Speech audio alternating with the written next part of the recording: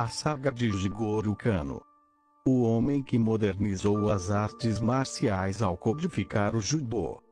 O criador do caminho suave. O termo jiu-jitsu é usado para descrever uma gama de disciplinas e técnicas de combate corpo a corpo do século XVII no Japão. Até então, diversos nomes eram utilizados, como kumiuchi, taijitsu, yawara, waditsu e até mesmo judô. O nome judô não é uma invenção do Jigoro Kano. Tá? Ele já estava em uso desde 1724, mais de um século antes do Jigoro Kano fundar a arte moderna do Kodokan Judô. Ele faz isso como uma homenagem também, porque o judô descrevia uma escola de artes marciais, uma escola de jiu-jitsu, que é antecessora de uma das escolas de jiu-jitsu, nos estilos de jiu-jitsu. Outubro de 1860.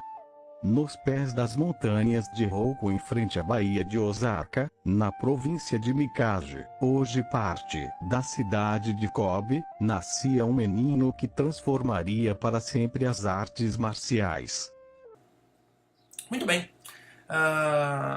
Jigoro Kano nasce no dia 28 de outubro de 1860, e aqui já vale uma ressalva, tem um asterisco aqui.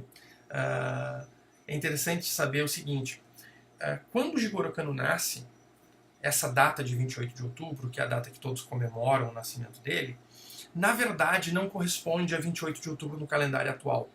Né? Naquele momento ainda se usava um calendário lunar no Japão.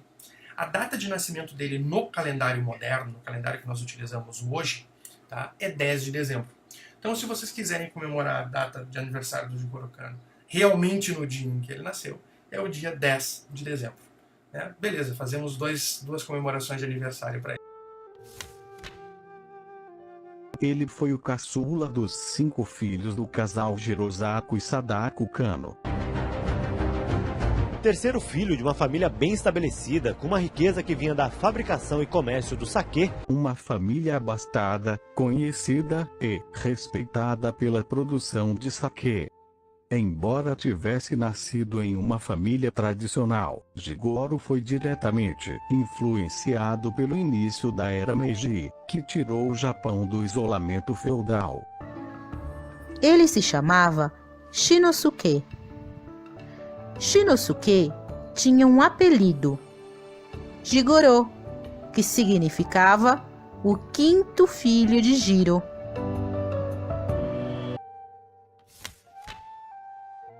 A mãe de Jigoro morreu quando ele tinha 9 anos, e então seu pai decidiu se mudar com a família para Tóquio.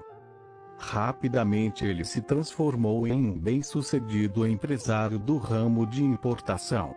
Convicto de que a integração com o Ocidente era o caminho do futuro, o pai de Jigoro desde cedo pôs o filho em contato com a cultura do outro lado do mundo. Jigoro foi educado nas primeiras escolas bilíngues do Japão. Mas sua origem nobre era motivo de inveja dos colegas mais velhos, que constantemente o agrediam e se aproveitavam da vantagem de serem maiores para caçoar do garoto franzino.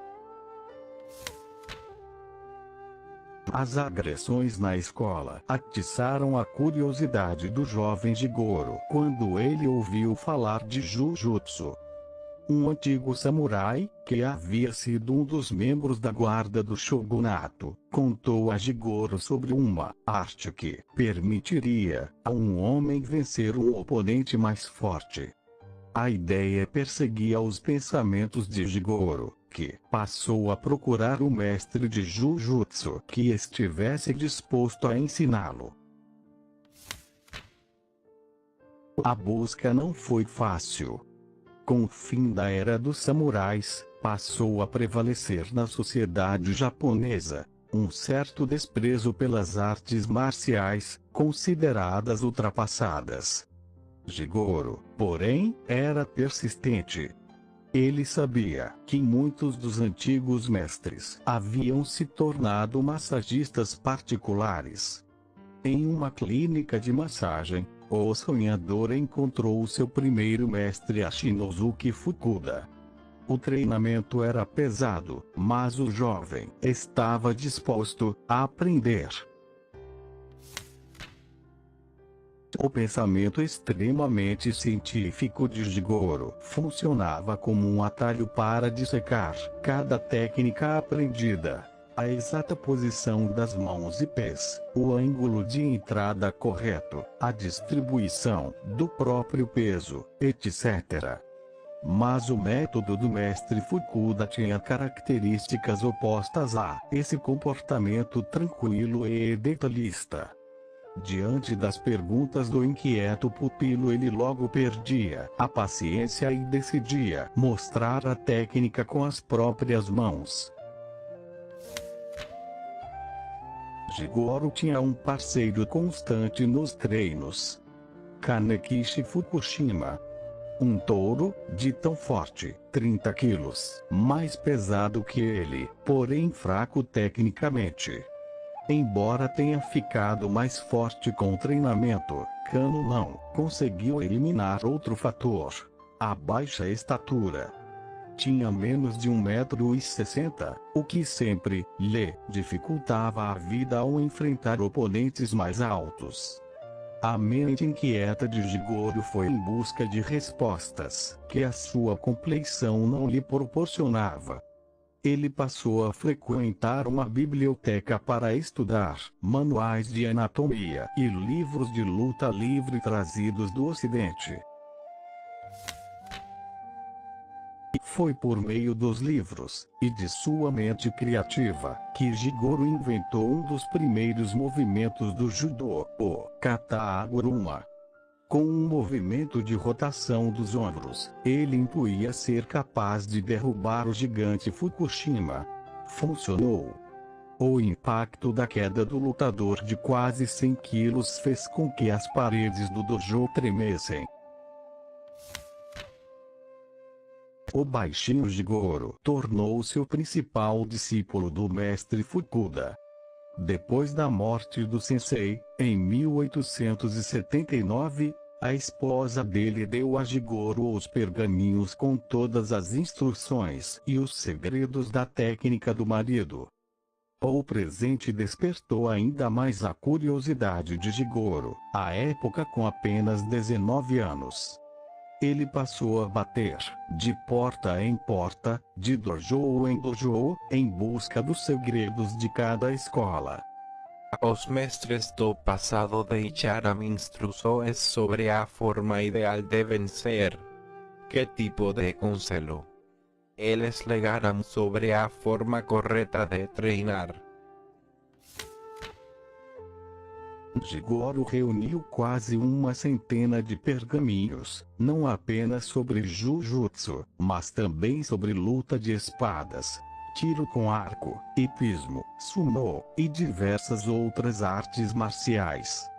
Ou seja, o judô não foi uma invenção de Jigoro, mas sim a destilação do conhecimento já existente. Um de seus escritos era constantemente usado por Jigoro para explicar o segredo de sua técnica. Era a história de duas árvores, um salgueiro e um pinheiro, sob uma forte nevasca.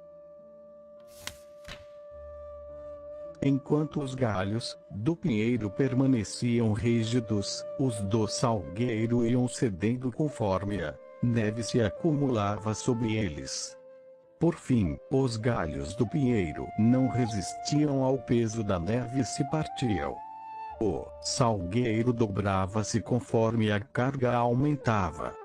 Derretida a neve, os galhos voltavam à forma original. Jigoro descobriu, maravilhado, que para vencer a força bruta não se pode responder com intensidade maior ou igual, é preciso compensá-la. Se meu oponente puxa, eu empurro, se ele empurra, eu puxo.